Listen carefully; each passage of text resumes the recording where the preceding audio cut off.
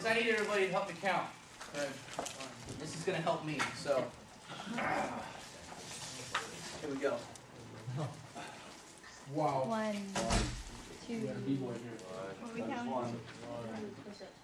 1, 2, 3, 4, 5, 6, 7, 8, 9, 10, 11, Louder! 12, More! 13, 14, 15, 16, Come on! 17, Louder! 19, 20, 21, 22, 23, 24, 25, 26, 27, come on, 28, 29, 30.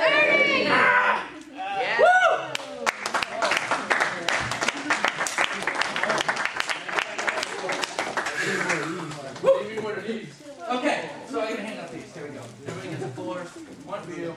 There you go. Hopefully we have enough folders. If not, I will make sure that everybody gets some. Okay, motivation. What motivates you?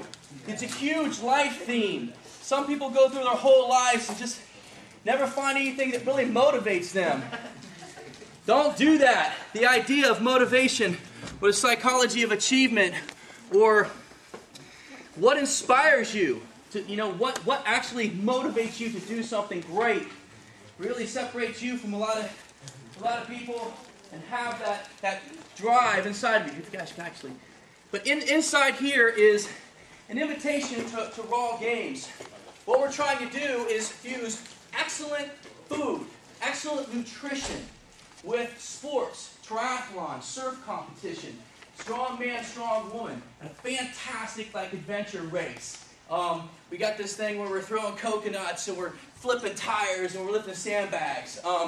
We've got a woman who has a bronze medal winner in swimming and synchronized swimming. We have a guy, David Wolf, who's one of the finest nutritionalists when it comes to raw food. So it's amazing. There's a lot of myth around food, and so this guy really helps get to the essence of what that is. Also, there's a guy named Robert Cheek. He's a bodybuilder, completely raw.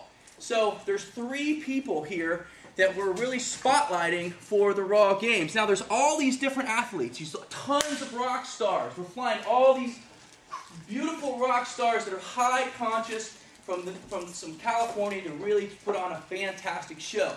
Nobody's done anything like this. They've never put all these amazing athletes with all this raw food with these high conscious rock bands. So we, in essence, want you to come and we want you to have this part of your class. In any way you feel you want to document, okay? Audio, video, a written form. We would like you to write interviews with some of these amazing people who are going to be at this thing. This is an excellent way for you to get out of this classroom and do something that's integrated into the community. We have a big Hawaiian pole that's going to be there as well. We're advertising on the radio. We spent a fair amount of money to make this thing happen and make it real and bring it to the community. Basically, the whole thing's a big giveaway. But what I want to talk about here today is sports psychology. And talking to Harold, we had a great conversation because I get motivated by life, I get motivated by eating right, I get motivated by, I'm a personal trainer, so it's like, how can we work together, and how can I help you get the best out of what you want to do with whatever you want to do with, like it's football or basketball or weight training, whatever it is. How can you motivate yourself after I'm done? That's the thing. 95% of the people who go to gyms, who go to the health gym, never go back.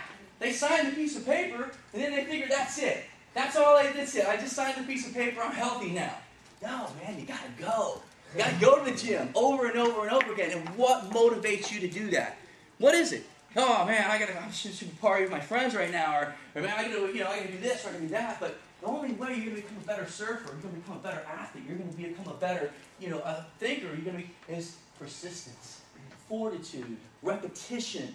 All these things that are trying to keep you in the game instead of out of the game like everybody else. Hey, what's up, man? Well, dude, you got to practice. It's all about practicing. Really taking the time to practice. So what we want to do today is we have all these things that motivate us. The psychology of motivation, the psychology of achievement, goal setting, practice, fear. Fear's a big one. Fear keeps us in limitation. there's two main fear factors that keep us in limitation. Number one, inhibitive negative habit patterns. And that's signified by I can't. And that comes from the parents. I can't. You can't do this. You can't do that. Stop. Get away from me. Put that down. I can't. So what happens is you have this fear that you can't do anything. Well, guess what? You can. That's a bunch of bullshit that you can't. Don't let anybody tell you you can't. When you watch the Olympics and the woman's like, well, you know, I had, or even Lance Armstrong had cancer. They said, well, you know, you can't. He said, no, I can. And the other one is a compulsive negative habit pattern, which basically stems from I have to. I have to win my mommy's and daddy's approval. It really comes down to a core root. It comes down to lack of love in the formative years of life. And the first 2 or 3 or 4 or 5 years of life is when a lot of these patterns are established in psychology. And so, I want to tell you right now, you don't have to, and you can.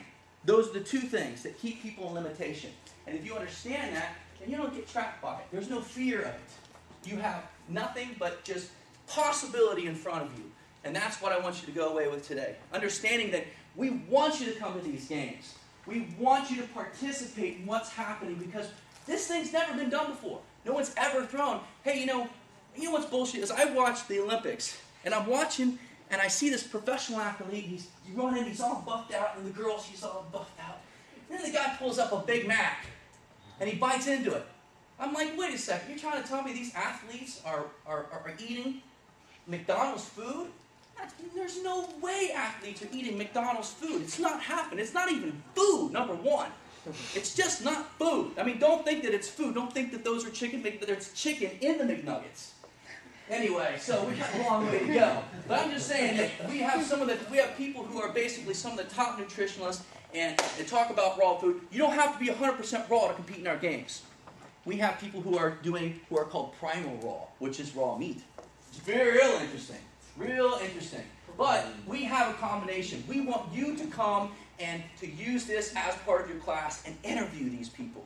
But whatever way you want to. You can just write it down, say, hey, can I do an interview with you? There's 3 people on there. There's one, you'll read about David Cheek. He's a bodybuilder. Check it out in there. And the other one who is Kat, and she is the Olympic bronze medal winner. And then the other one is David Wolf, who is raw food. He's one of the finest, the best raw food guru on the planet. He's coming. He's really cool. All these people are ridiculously cool. We're going to have some fine music. So I really want you guys to come.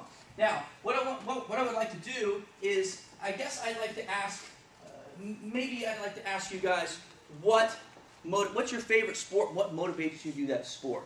Who would like to answer that? What's your favorite sport? What motivates you to do that sport? Anybody? Basketball. Basketball. What motivates you to play basketball? You just love the competition element of it. Anybody else? Tennis. Tennis. Why? Well, more than anything, I'm a coach, and to me, I have to lead by example. So if I'm not trying to get better at what I do, then my students aren't expected to be good at what they do. So example. It's a nice thing to set an example for someone else. Anybody else? We'll take one more.